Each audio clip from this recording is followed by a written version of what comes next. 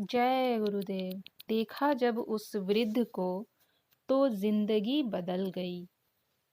एक सेठ के एक इकलौता पुत्र था, पर छोटी सी उम्र में ही गलत संगत के कारण राह भटक गया।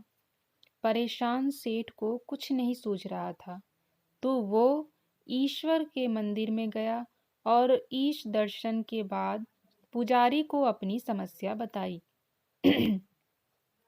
पुजारी जी ने कहा कि आप कुछ दिन मंदिर में भेजना, कोशिश पूरी करेंगे कि आपकी समस्या का समाधान हो। आगे जैसी सद्गुरुदेव और श्री हरि की इच्छा। ऐसा कहकर पंडित जी ने सेठ को घर भेज दिया।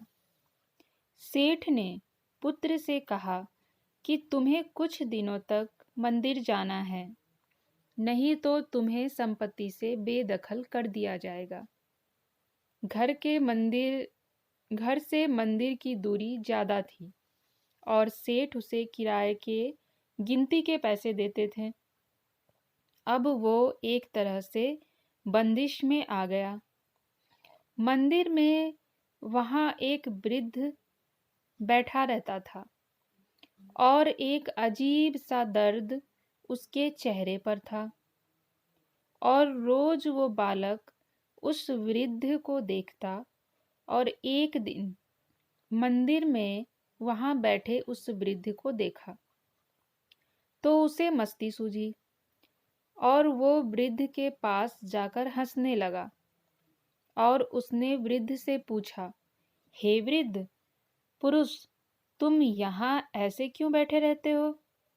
लगता है बहुत दर्द भरी दास्तान है तुम्हारी। और व्यंग्यात्मक तरीके से कहा, शायद बड़ी भूलें की है जिंदगी में। उसने व्यंग्यात्मक रूप से उस वृद्ध का मजाक उड़ाने की कोशिश की, पर उसे क्या पता था कि उस बालक का जीवन उस वृद्ध की वजह से बदल जाएगा। आगे देखते हैं क्या हुआ।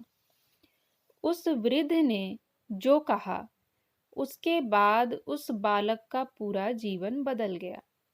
उस वृद्ध ने कहा, हाँ बेटा, हंस लो, आज तुम्हारा समय है, पर याद रखना कि जब समय बदलेगा तो एक दिन कोई ऐसे ही तुम पर हंसेगा।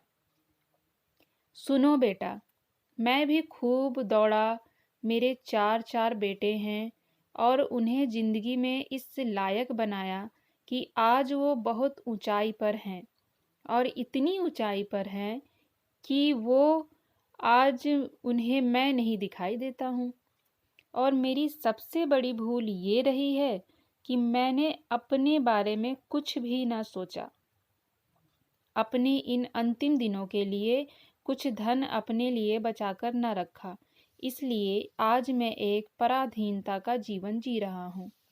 मुझे तो अब इस मुरलीधर ने संभाल लिया कि यहाँ तो पराधीन हुआ हूँ, कहीं आगे जाकर पराधीन ना हो जाऊं।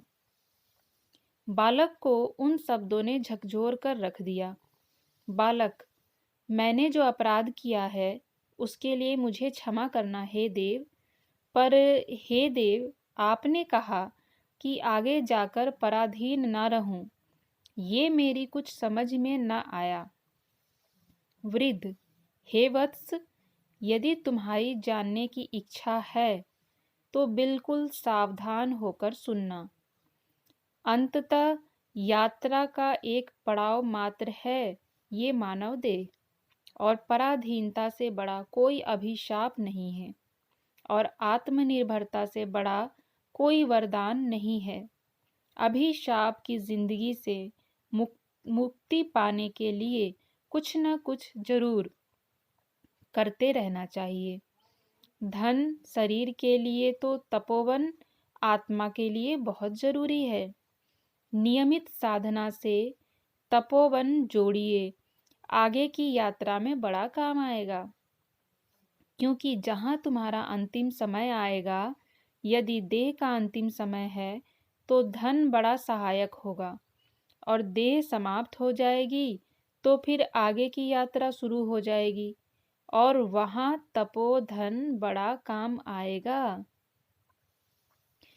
इतना कहकर उस वृद्ध ने उसको समझाया। और हाँ, एक बात अच्छी तरह से याद रखना कि धन तो केवल यहाँ काम आएगा, पर तपोधन यहाँ भी काम आएगा और वहां भी काम आएगा। और यदि तुम पराधीन हो गए तो तुम्हारा साथ देने वाला कोई न होगा। उसके बाद उस बालक का पूरा जीवन बदल बदल गया।